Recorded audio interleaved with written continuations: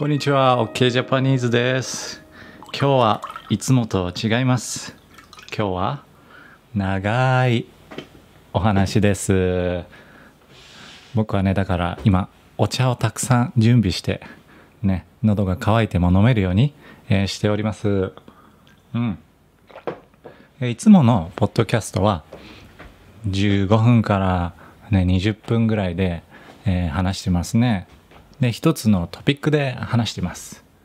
だけど今回は1時間ぐらい話したいなと思ってるんですね。長く今何時ですか？今2時ですから3時までこれ話していきたいなと思っているんですね。で、なぜこれをあなたは聞くかっていうことですね。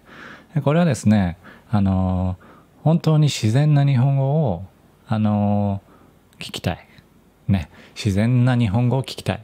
そしてなんかそんなにねこう考えすぎないで、日本人が話している話し方、とかあーとかうーとかをもうカットしない、カットしないでそのまま聞ける。であなたがこう掃除をしていたりね、何か家事をしながら、何かしながら YouTube を流して聞いている、なんかそういう聞き方って僕もよくするんですよ。それに便利だと。で、でも難しすぎる言葉は多分使わない。だからなんか N1 の難しい普段使わない言葉は使わない。なぜなら普段使わないから。だからとってもナチュラルな日本語をなんか気楽に流します。なので気軽にね、皆さんも聞いていてくださいね。YouTube で見てる人は画面も別にそんなに見なくてもいいし、普段も見てないとは思うんですけど、とは言っても何を話すかはちょっとこう話題だけはちょっとあります。何個かあって、OK さん、あなたは誰だっていうところね。だからあなたはどんな人っていうところと、子供の頃の話ね、あとは音楽の話、僕は音楽を作っていますからね。あとは留学の話ね、留学でどんな体験をしたか。で、あとはもう帰ってきて東京、もう10年以上住んでる東京での話ね、20代の頃の話、あとは、シェアハウスね、僕はいろんなシェアハウスに住んでいました。そのシェアハウスでの話、ちょっといろいろトピックがあるからね、これ全部話せるかどうかわからないんですけども、行きましょう。はい。あなたは誰なんだね、 OK、 誰なんだよっていうことですよね。 OK さん、はい、僕はですね、日本語についてみんなが気軽に楽しめるものを作っている人です今はね。でなぜそうなのかっていうと、第0回のポッドキャストで詳しくは話しているのでね、もし詳しく知りたかったらそこで聞いてほしいんですけど、僕はずっと音楽をやっていました。で、音楽で自分で曲を作ってね、それはもう自分のことばっかり考えてた。だけど、いろいろ人生あってね、病気もして、その時に気づいた。あれ、人のために何もできてないぞ、これはまずい、人のために何かしなきゃって思って何か始めようで、いろんなことを試して、いるんですね、ここ 2,3 年。動画のね勉強したり、こうカメラを買ってね、こう撮って、で今たどり着いた日本語を話す。なぜなら僕は英語の勉強とか語学の勉強大好き。勉強すると外国の人の考え方とか暮らしを知ることができるから、だから、そういうことを勉強することがもう本当に楽しいんですよね。楽しくて、でそうやって同じ風な気持ちの人を見るのも好きなんです、ね、だから誰か友達がさ、日本語勉強してるとか、ね、スペイン語勉強してる、ね、アラビア語勉強してるとか聞くと、どれぐらい今勉強してんの？どういう勉強方法でやってる？スペースとレプティションね。確かにあれはいいかも。なるほどね。多読？多読も確かに。俺は合わないけど合う人にあるもんね。とか、留学どこ行ったの？とか、いかにどんな風にしたら日本語、外国語をうまく喋れるかについて考えようみたいなとか大好きです。そういう YouTube もよく見ますね。最近ね、有名な方とかもイマーシブリスニング、とにかく英語漬けにするとか、日本語漬けつけるっていうのはね、こうピクルスもつけるね、きゅうりを酢につけてね漬ける。だから私の頭を英語の頭につけて英語漬けみたいな、英語漬けの話とかね。どうですかあれ？ちょっと気になりますね。今その勉強方法の話になりましたけど、あれってどうなんですかね？イマーシブラーニング、なんか僕のあんまり調べてないんですけど、今の印象です。今の印象はすごい時間かかるんじゃないか、何の手がかりもないとね、と思うんですね。ものすごく手がかりがない状態だと難しい。だから手がかりのあるところは効率的なんじゃないかと思うんですね。だからそっかそのイマーシブの中でもきっといろんなやり方があるんでしょうね。多分だから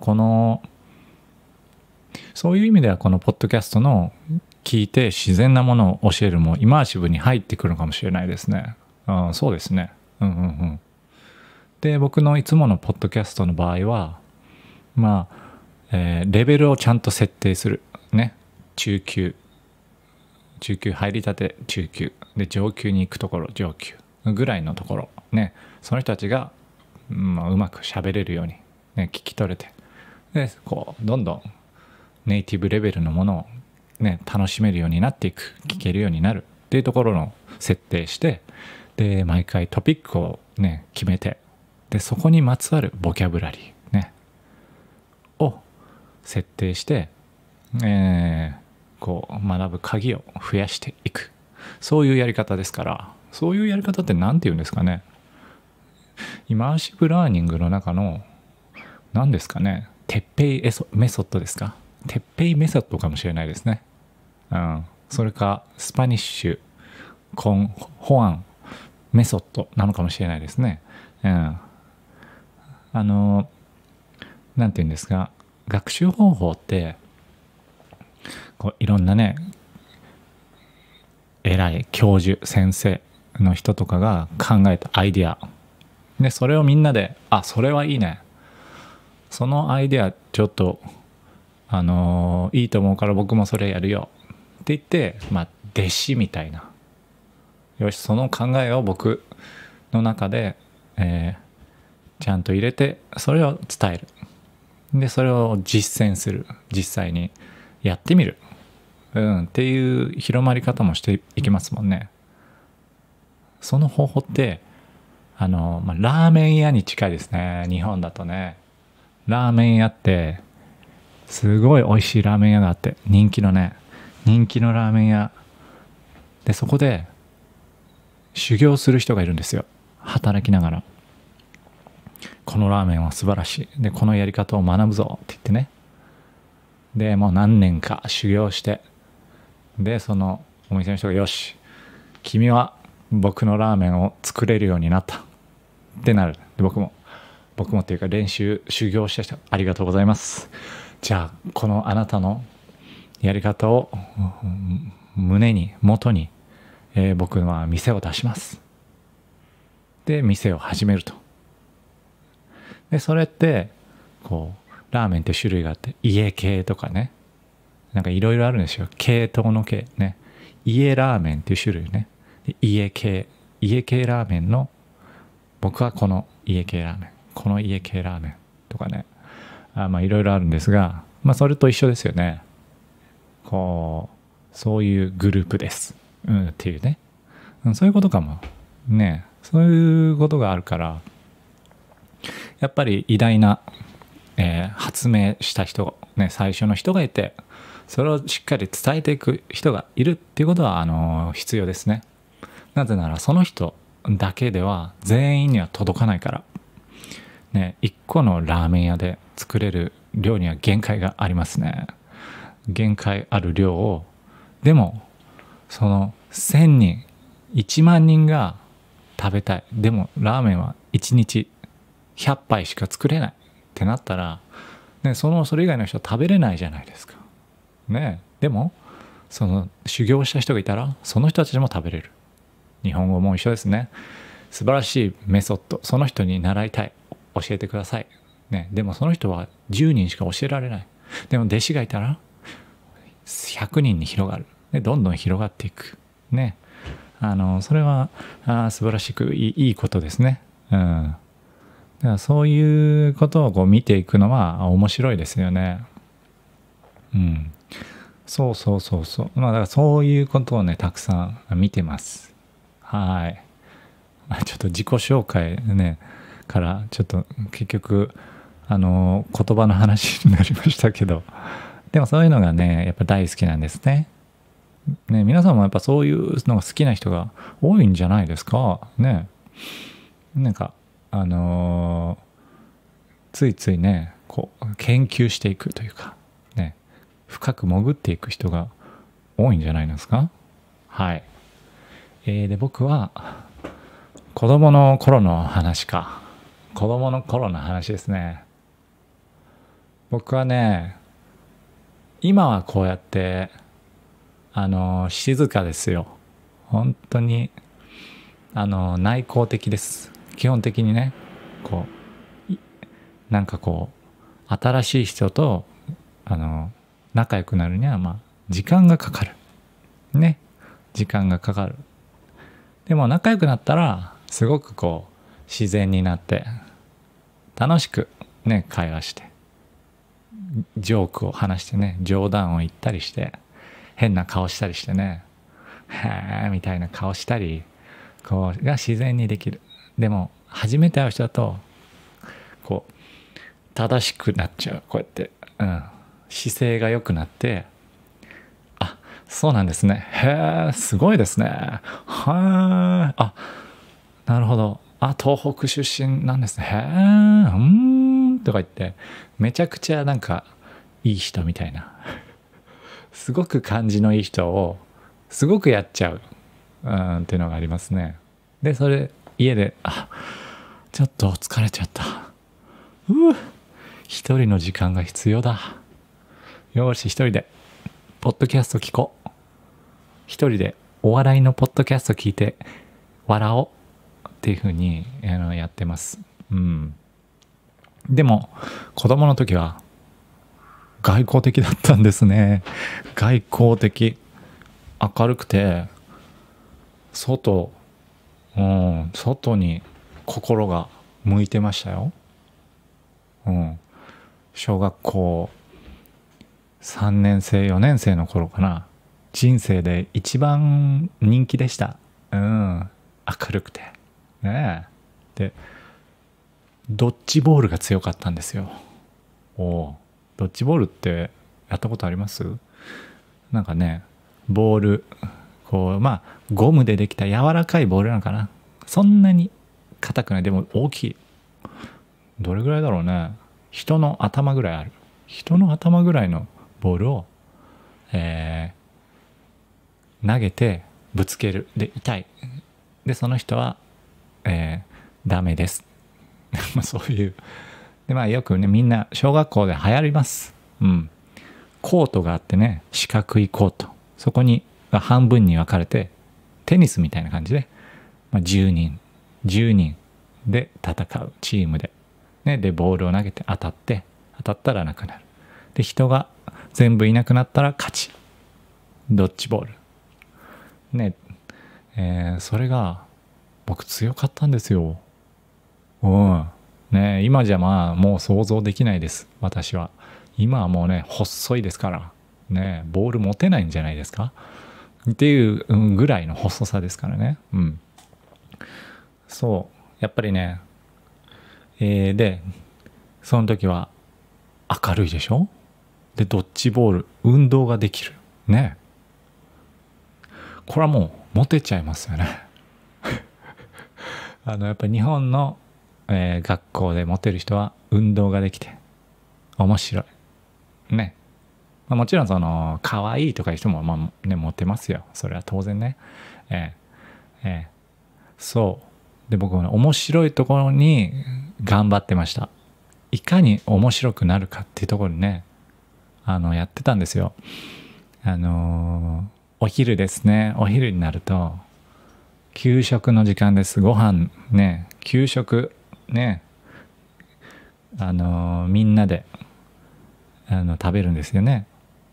で、机がこうまっすぐ並んでるですね。授業を受けるときは机がまっすぐ一人一個の机です。日本はね、一人一個の机で、こう5人ぐらいこう並んで、でもう5人ぐらい並んでっていうふうにまっすぐ先生の方を見てるね。だから給食の時間になると、その机をですね、こう寄せて、こう向きを変えて、でみんなで向き合って食べる。5人とかね、6人のみんなで一つの大きい机を作ってね、食べるんですよ。でそこで男の子、多分男の子女の子っていう列になってた気がしますね、昔。僕の小さい時は。だからそのグループになったら、男の子3人、女の子3人、もう合コンですね。毎日合コン。毎日合コン。合コンっていうのは恋人を探すパーティーですね。男の子女の子集まって恋人を探すみたいな合コンっていうんですけど、それはもう毎日合コンですね、今考えたら。うん。で、いかにですね、その好きな女の子がいるんですよね、やっぱりね。その同じクラスの好きな子なんてすぐできちゃいますよね。だから好きな子を笑わせるぞみたいな僕は思って。で、日本って牛乳飲むんですよ。絶対に牛乳があるんです。味噌汁、ご飯、牛乳ですよ。誰が考えたんだっていうね、組み合わせですけど、その時は、今はどうなの？今はどうなんですか？今の給食って牛乳ないのかな？気になる。どうですかね。で、その牛乳をみんなが飲むと。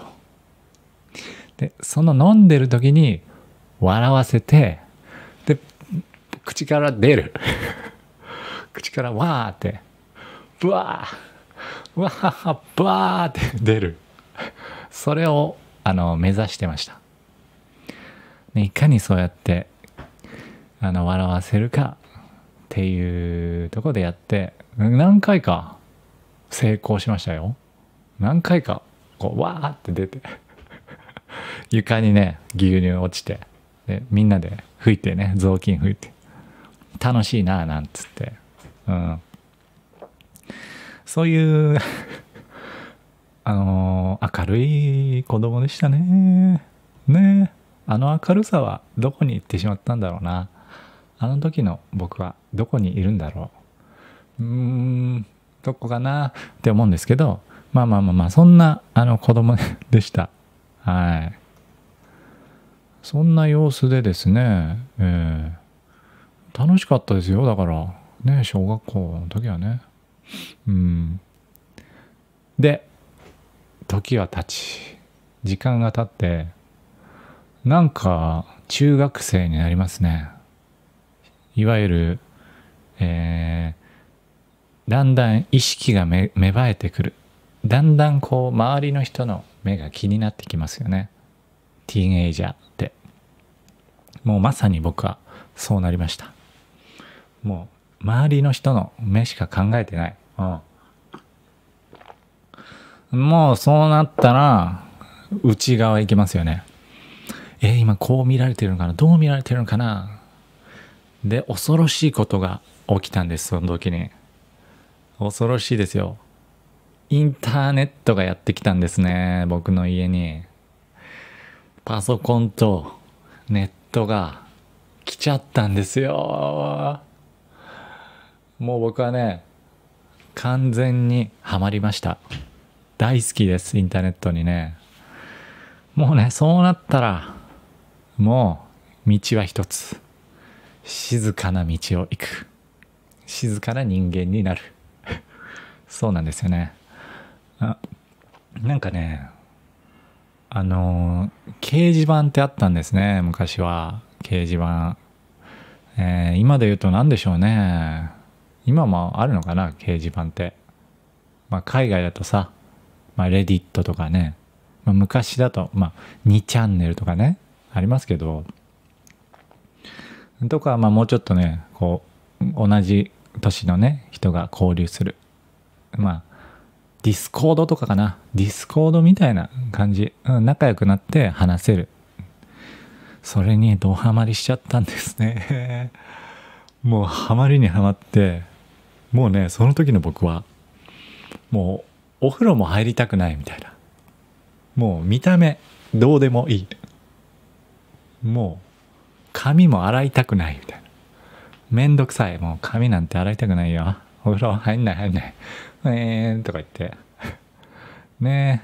でもね、親はね、本当に優しい親なんですよね。両親とも親。何にも言わないね。何にも言わない。やりたいことやりなよみたいな。すごいね。ねえ、あんまそういうのではね、なかなか起こらなかったね。だから僕はもうどんどんその道に行きましたよ。だからあんた運動しなさいとか言わないね。あんたもっと運動しなさいとかね、君もっと勉強しなさいって一回も言われたことないです。言われたことがないね。ありがたい。でもだから学校の勉強は本当ダメでした。でもね、英語は大好きだから自分で勉強した。好きだったんですね。そうで、インターネットの、いわゆる昔の本当に昔はオタクですよ。オタクっていわゆるね、感じになって、こうやってね。その時に僕は姿勢が悪くなりました。今もうそれを受け継いで、今も悪いんですよね。やっぱさ、こうやってこう首が前に出て、でこう体がね前になっちゃって、良くない。これは良くないよ。その時にその能力をゲットしました。で、そっから本当に一切女の子とは話せなくなりましたね。はい。もうあの時喋ってた小学校で仲良かったね、M さん A さんね、彼女たちとも全然喋れない。恥ずかしくなっちゃったんですね、気持ちが。恥ずかしい。こんな風に思われたら嫌だなとか言ってね、もう自分のことばっかり考えてね、相手のことを考えてない、自己中心的な子供でしたね。はい。自己中と言いますよ。自己中心的、自己中な子供でしたね。で、家でもね、あんまり喋らないんです。なんかあんまり喋らず、こうなんかね、自分のやりたいことをやる。恐ろしい子供ですね。いやー、そんな子供がいたらね、ちょっとどうしようって思ってたかもね、親もね。それで、でもインターネットでいいことももちろんありました。はい。それはやっぱりですね、外国のものに触れられる、外国のものが見ることができるようになったんですね。はい。だからその時僕の好きな外国の音楽ね、例えばビートルズの曲の歌詞を調べることができますね。もし本屋に行ったら売ってないですよ、あんまり。ビートルズあるかもしれないけどわかんない。例えばね、フランク・オーシャンの歌詞の本なんて売ってますか？絶対売ってないよね。そういうのもインターネットだともう全部調べられるじゃない。だから僕がネットで最初にね、なんか覚えた英語って歌詞だったんですよ。リリックスね、歌詞で、そのリリックスのね、綴りが難しいじゃん、スペルがね。何これ、ライリックスかな、ってやりながら覚える。でどんどんね調べるということができたんです。で僕はその歌詞をね印刷してプリントアウトして、それを常に見てましたね。で音楽を聴きながらそれを見ながら歌う。同じ発音になるように頑張るね。もうこの人みたいに歌いたい、マイケル・ジャクソンみたいな歌い方、発音でやりたいみたいなね。そういうふうに、勉強できるツールが来たんですね。本当にそれは僕の中で大きい出来事でしたね。そこで僕の道は決まりましたね。決まりましたよ。そう、みんなもねそういうことありますよね。前もきっかけのエピソードでちょっと話したけど、これがあったから、実はね日本語勉強し始めたんだよねとか、そう日本の友達がいてさとか、このさお店で日本の人になんか話しかけられて興味あったんだよねとか、あとは日本語っていうか食べ物に興味があるんだよねとかね。いやこの寿司がさ美味しいからそんな寿司のある国へ行ってみたいじゃんね。で日本で寿司食べてみたいとかね、いろいろあると思うんですけど、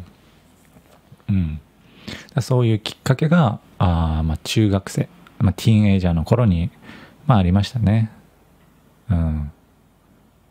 はい。でここで音楽ですね。じゃあ音楽の話をする前にちょっとお茶飲みますね。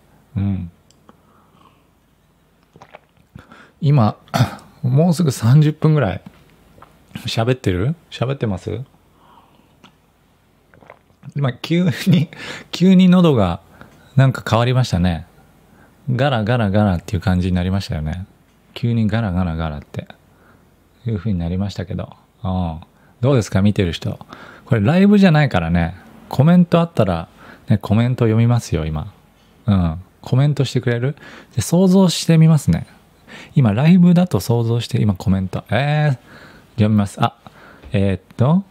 マサさん、OK さん、暗かったんですか？やっぱりそう思いました。だよね。そうですよね。暗かったですよね。で、暗かったり明るかったです。明るかったけど暗くなりましたっていう話です。よし、これダメですね。自分で想像してもね、いい質問出てこない。いつかね、ライブ配信もね、やりたいんですよね。こうやって今見てもらって聞いてる人とね、あなたとこうちょっとね交流したいじゃないですか。せっかくねこうやって日本語勉強してる、で僕は日本語話してるって動画からね、もっとあなたの話も聞きたいんですよ。本当昨日何食べたのとかでもいいしね、そういう話を本当に聞きたい。だから本当メッセージとか、くださいね。私はこういうことをしてますとかね、こういう話が好きですとかね、普段聞いているポッドキャストは自分の言葉でね、こういうのが好きですね、あると思います。で僕の聞いてる好きなポッドキャストとかラジオ番組の話しましょうか。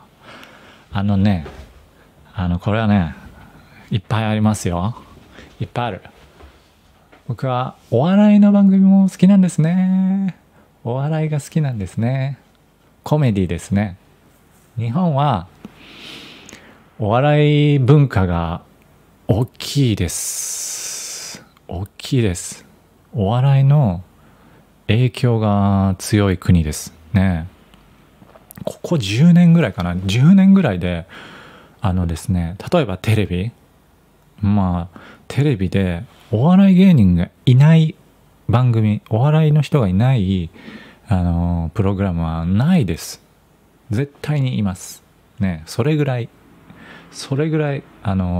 もう増えました。で、お笑いの人がニュースに出たりとか、お笑いの人が日本語英語を教えたりとかもありますしね、すごく大きな文化ですね。で、やっぱり笑うことって言葉だけじゃなくて文化とか物とかの知識も必要だから一番難しいですよね、お笑いって。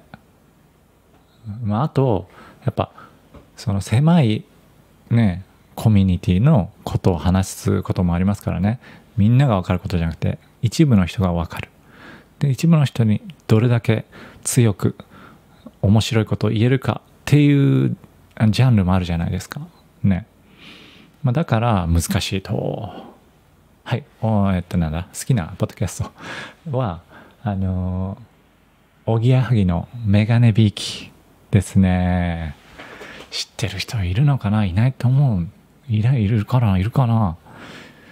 おぎやはぎっていうおぎさん、やはぎさんっていう2人の、コンビグループですね。コンビって言いますね。2人、日本語英語で2人のコンビ、ね、コンビ芸人、で2人ともメガネかけてるんですね。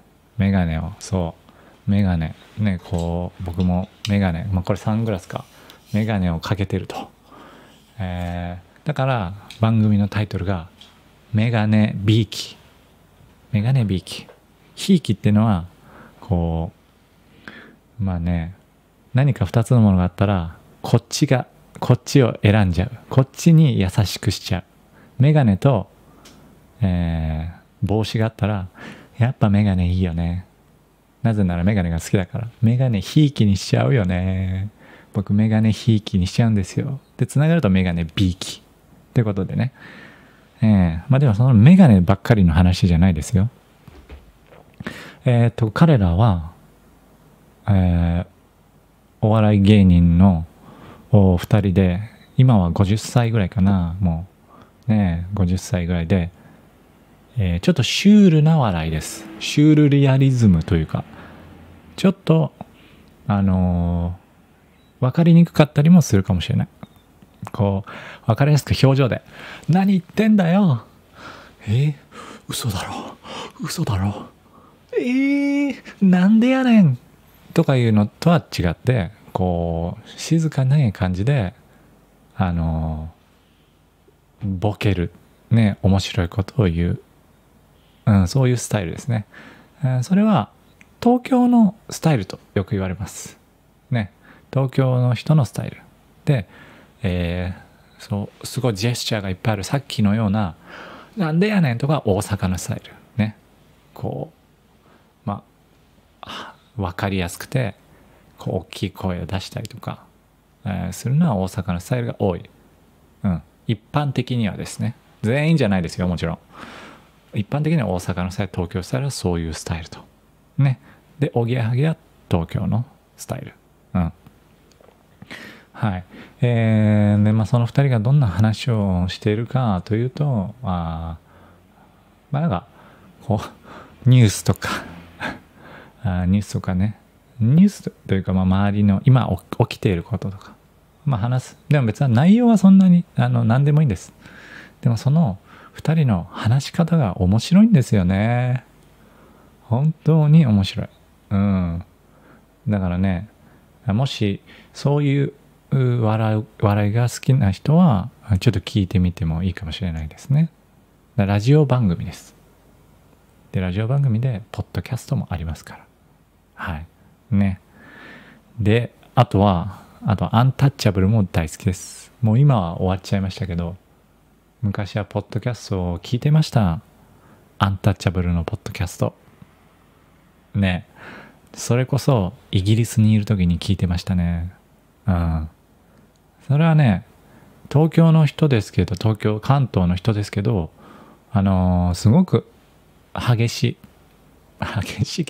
けど激しい人と、それを突っ込む人ね。何を言ってるんだよって突っ込む人がいて、その2人が面白い。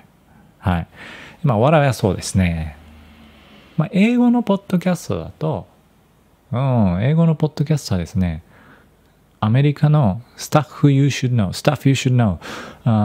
っていうやつ、赤いやつなんですけど、それは2人の人が豆知識を話すやつ。豆知識というか、何かのトピックがありますね。例えば日本の江戸時代についてね、その江戸時代についてその2人がすごく調べるんですよ。江戸時代はこういう人がいて、こんな文化があって、でその調べたことを2人が話していくんですね。1時間ぐらいあるポッドキャストかな。それはね、寝ながら聞ける。あんまり音楽もねうるさくないし、ピコンピコンとかなんないし、その2人もねそんな声のトーンが変わらないんですね。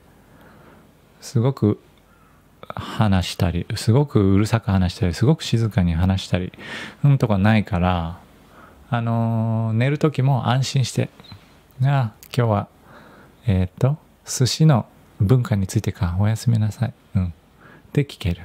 もちろん日本のことだけじゃないです。宇宙船の話とかね、それとかミニマリズムについてとかね、牛乳は体にいいのかどうなのかみたいな、いろんなトピックがあって、勉強にもなるしね、情報が入ってきて面白い。そういうのをやってますね。聞いてますね。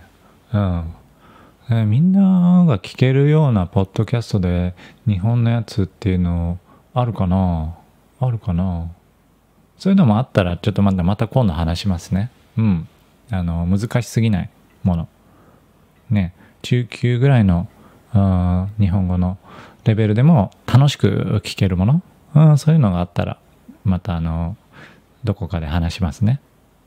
はい。で、じゃあ音楽の話の続きで、バンドの話しますか。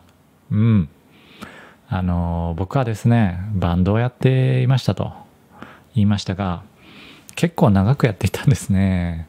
もう7年8年7、8年やって、20代の時はもうその20代をバンドに捧げた。バンドで全部、僕の20代は全部バンドでした。よかったと思う、それをやってね。ギターが大好きで、そうやって、中学生からギターを練習し始めてね、お父さんが「おおうまいね」とか言ってくれて「本当うまいかい?」とか言ったらどんどんうまくなっていってね。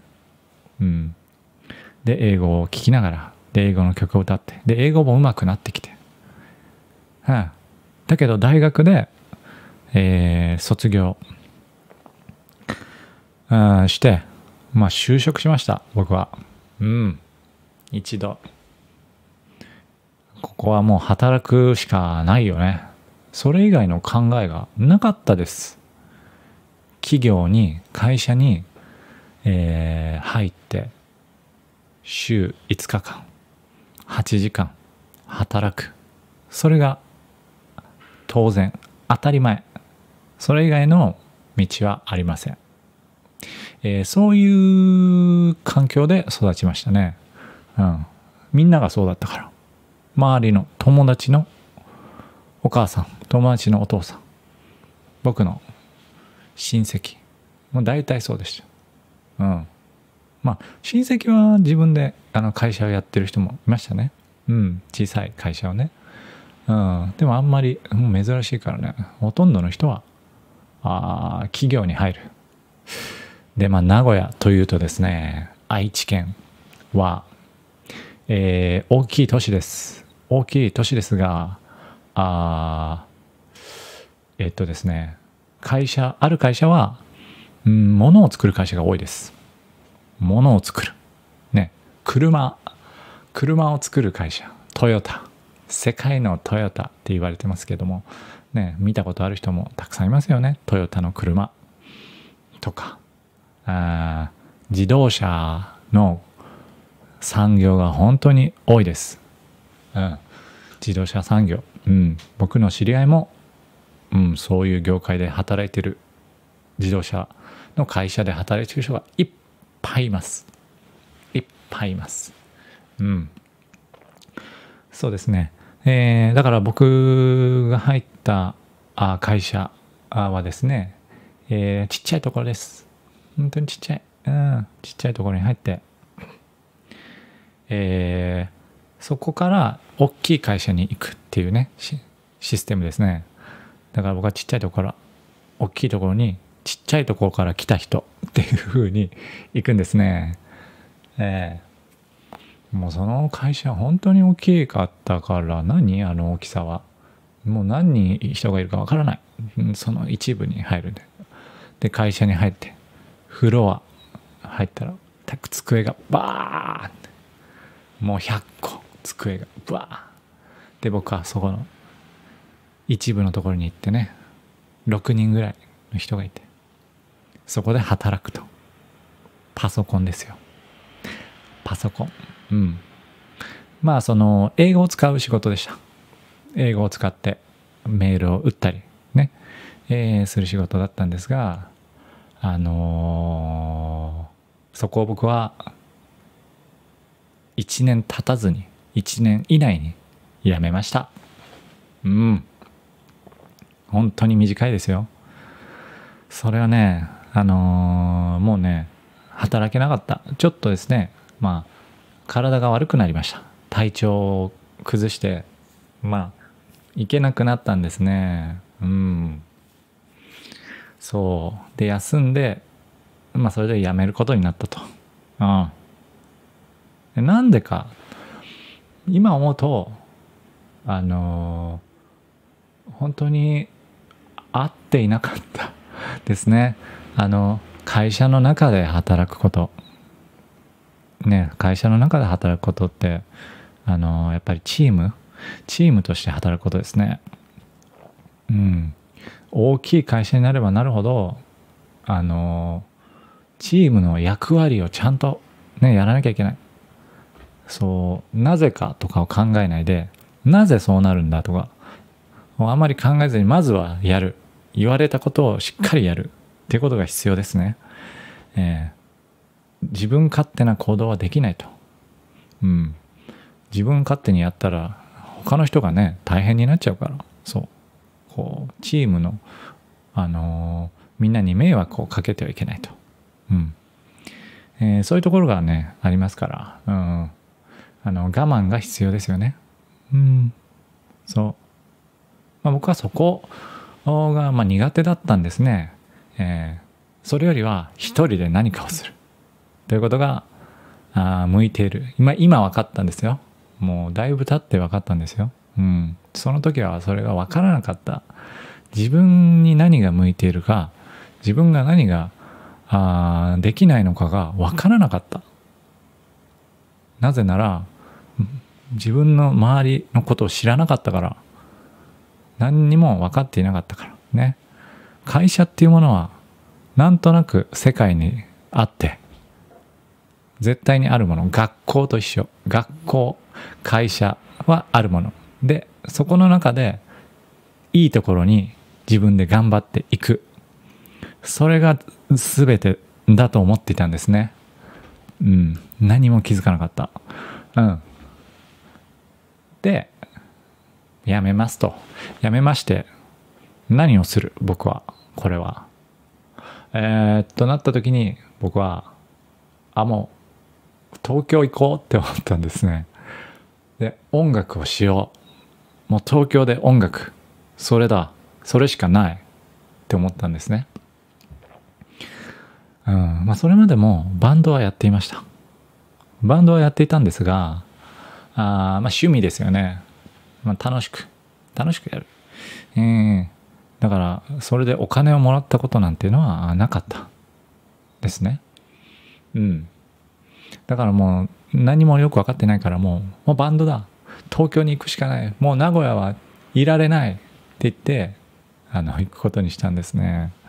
でも東京に知り合いなんて一人もいない、誰もいないんですよ、本当に。だから最初インターネットでバンドを探して、東京のバンド、その時東京で活動していて、メンバーを探していますっていうバンドね、それに応募して、僕は今名古屋ですけど東京でやりたいですって言ってね、で東京に通いましたね。何回も行ってライブもしましたね。誰もお客さんがいない渋谷ね、渋谷のライブハウスに行って、ライブをしてね、でお金払うんですよ。日本のねライブハウスはお金を払ってライブします、最初。結構高いよ。3万円ぐらいは払うんじゃないですか、高いと。1万円ってことはなかったよ。そう3万円ぐらいみんなで払うんです。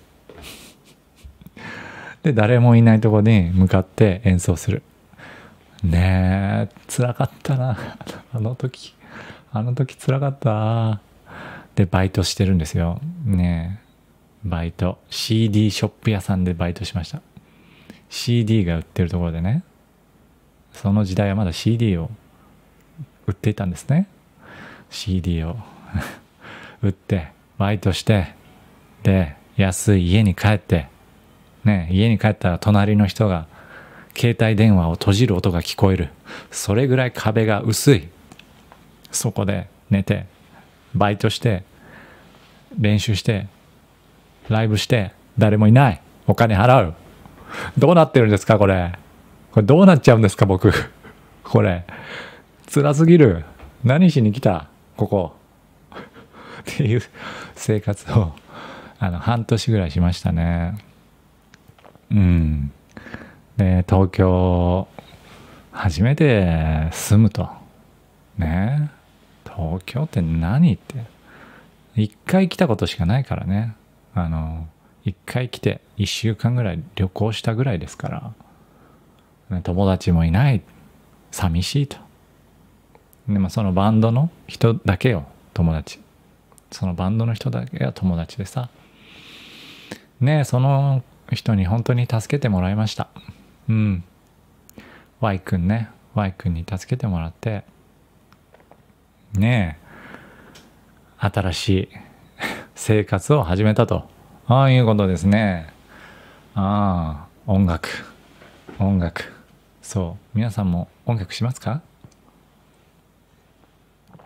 ちょっとこの話長くなってきましたね。長いよね。今どれぐらいですか？もう50分ぐらい話してるよ。もうね、さっき最初に言ってた1時間って言ったらもうすぐ終わっちゃいますね。この話してたら2時間ぐらいになっちゃう2時間は長いね。2時間は長い。初めてだからさ。でバンドの話はここで東京に来たよ。ね、またどこかで話しますね。これで東京に来てどうすんだっていうね、僕の話です。はい、じゃあね、あれだな、シェアハウスの話しますかね。それから何年か経った後です。東京の、シェアハウス、もしかしたら東京に住んでる人もねいるだろうし、東京のシェアハウスに住みたい人もいるし、昔住んでいた人もいますよね。日本では最近は増えてきたかな、シェアもね。昔はそんなに海外に比べたらそこまで多くなかったですけど、僕の最初に住んだシェアハウスは大きかったですよ。120人ぐらい、120人もいるんですよ。もうシェアハウスっていうよりもマンション、日本だともうマンション、寮ね、ドミトリーじゃないね、ドームみたいな寮だよね。で3階建てぐらい、123階で、3階にいろんな人が住んでると。日本人は20% ぐらいで、他はもういろんな国ですよ。なんだろう、もうね、ヨーロッパ、アメリカ、韓国、イギリス、ね、タイ、フィリピン、ね、オーストラリア、いろんな国の人がいてね、でそれは東京なんですけど、東京から例えば新宿から1時間20分ぐらいかかる。めちゃくちゃ遠い。これは本当に東京なのか。いや、東京じゃない。ほとんど東京じゃないですね。なんだけど自然があってね、自然がいっぱいあって、川がね後ろに流れてるんです。だからとってもいい環境でしたね。でそこでなんで僕が東京に行ったのか、東京じゃないシェアハウスに行ったのかっていうと、僕の目的はやっぱ言葉でした。第一は言葉、英語を話したいね。ちょっとお茶飲みますね。第一は、そういう環境に自分を置きたい、英語の環境に自分を置きたい、というところですね。でもう一つは安いと。とにかく安い。もうお金がなかったんです、その時は。びっくりするほどね。なぜかバンドをずっとやっていて、バンドをやめたんですよ。でありがたいことにバンドで、生活ができていたんですね。ギリギリの生活がね、なんとか暮らしていた。でもバンドをやめたらもう本当に収入がってなくなったんです。ゼロです、収入が。だからこれはちょっとこの家には住んでいられないぞね。前は東京のねちょっと町の近くにいたけど、これは無理だということで、そっちに行ったと。それが2つ目の理由でしたね。であともう一つは、一人暮らしが長すぎたからですね。名古屋を離れで東京に来て、何も8年ぐらい一人で住んでた。でも本当にだらけた生活ですよ。朝10時半に起きて、夜はもう2時3時に寝る。で夜までライブして、で夜はお酒を飲み会で飲んで、もう本当にね、なんていうバンドっていう生活をしてたんですね。だから一人はやめて、違う人の生活を見て自分の勉強になろうとね、こんな生活してたらダメだってね思うじゃない。見てたらね、人がねこう仕事に行ってでジムで運動してるのを見たら、やらなきゃね、すごくいい刺激になりますよね。その3つがありました。でそれは本当にいい選択をしました、その時の僕は。ずっとね音楽の世界でさ、自分の成功したいでなんかこうテレビに出てラジオに出てで音楽フェスで演奏して有名になるぞ、キラキラしたものをね追い求めていたんですね。でもその生活は疲れました僕は。だから休憩が必要だね、緑の多い場所に行こうっていう風に行きましたね。で、結論から言うと英語がすごく伸びましたよ、そこでね。英語がしっかりとねレベルアップ上手くなったですね。やっぱりね、結局それまでは日常的に英語を使っていなかった。毎日はねバンドしてたからね。でもシェアハウスにいて英語を喋る人がいっぱいいたんです。だからシェアハウスの中が英語になってましたから毎日ね英語を喋ると、そういう環境が作れたんですね。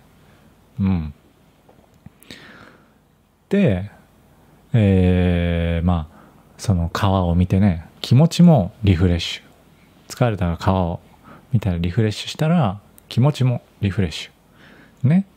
で頭もすっきりクリアになりました。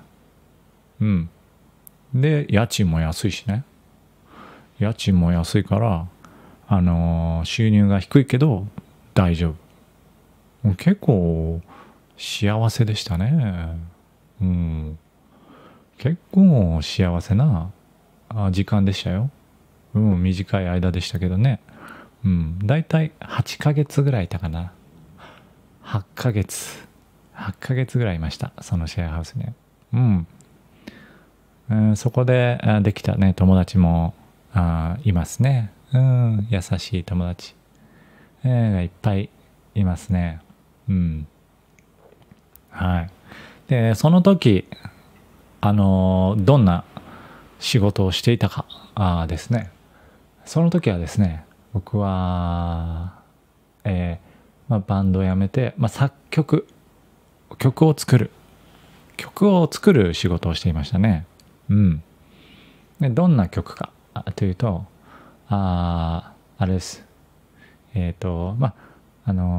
会社の CM とかね、広告ジングルとか後ろでね流れてるありますよね。例えば今日はこんな商品の紹介です、トゥントゥントゥントゥントゥントゥントゥンみたいな、そう後ろで流れてるものとか、あとはなんか子供がね聴く曲とかね、子供が勉強する曲ね、虫の曲とか、こういう虫がいるんだぜ、虫みたいなそういう面白い曲を作ったり、していました。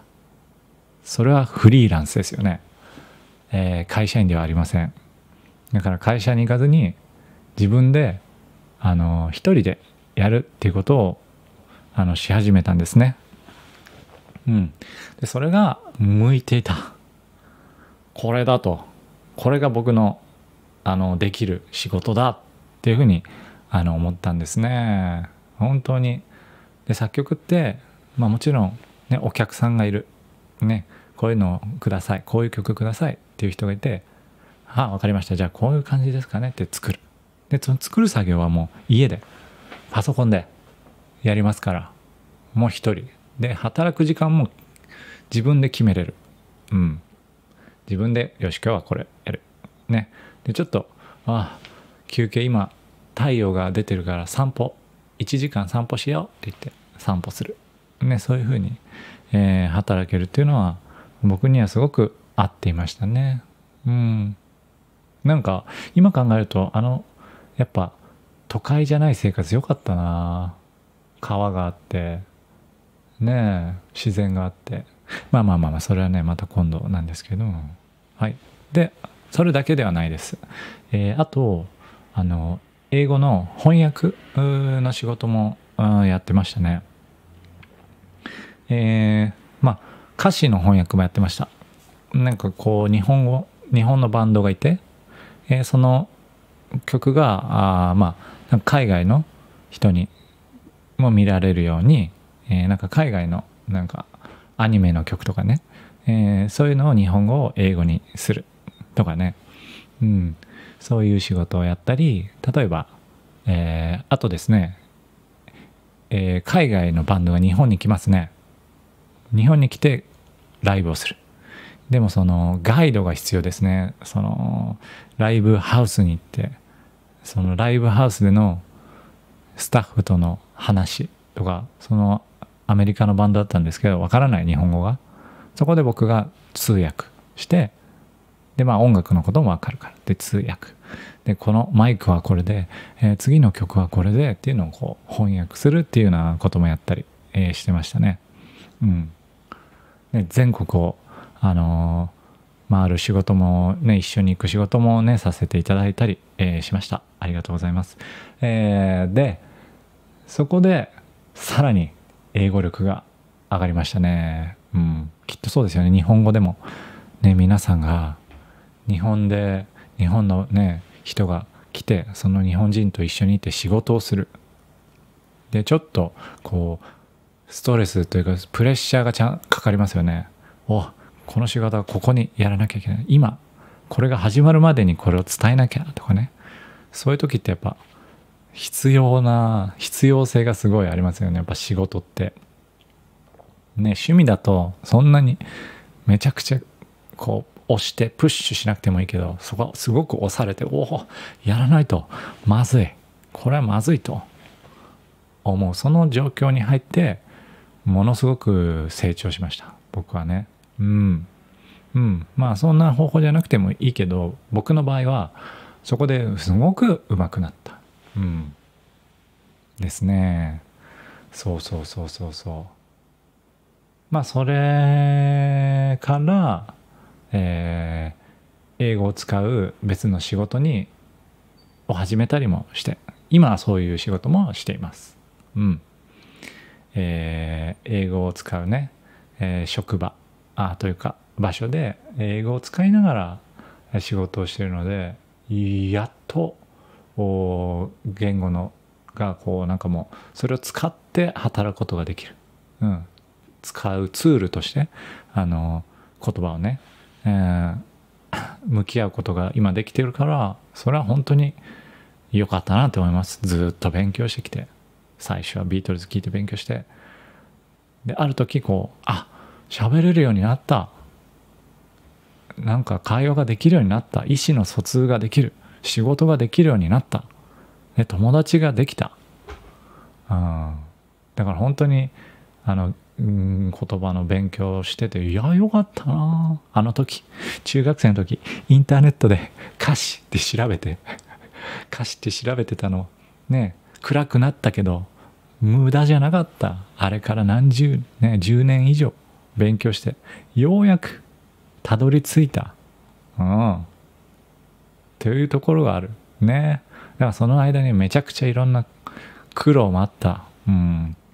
こんな勉強方法でいいのかなみたいな、これでうまくなるのかな、間違えたこともある、だからそういうね、みんなが日本語を勉強してる気持ちがわかるんですね。こんなところで困ってるとか、そのやり方わかる、やったことあるとかね。だから、どういう、ポッドキャストがあったらよかったなとか、どういうね動画があったらよかったのにっていうことを今僕ができるんですね。日本語のことはね、日本語のやっぱりネイティブスピーカーだから、それってこのやりたかった人を助けるってことなんですよね。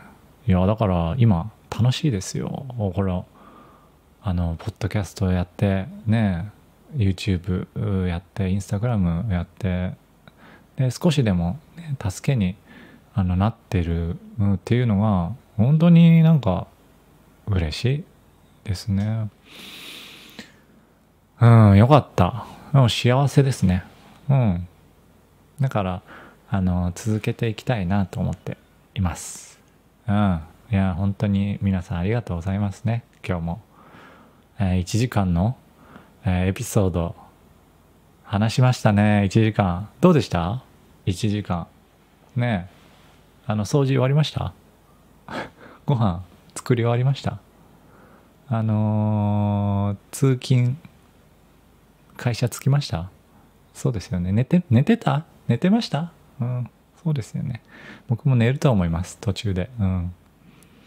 はい、よかったです。そんな感じで、楽しかったですね。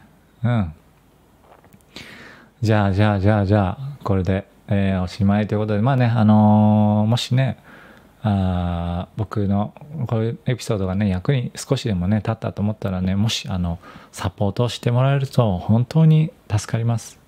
やっぱポッドキャストはね、まあお金は入らないからほとんど、たくさん作っていくためにサポートねできるっていう人はペイトリオンとかね、バイミーコーヒーのところでしてもらうと本当に助かります。でどんどんねみんなが勉強に使えるようなものを作っていきたいなって思っています。はい。ありがとうございます。じゃあまたやります。はい。さよなら。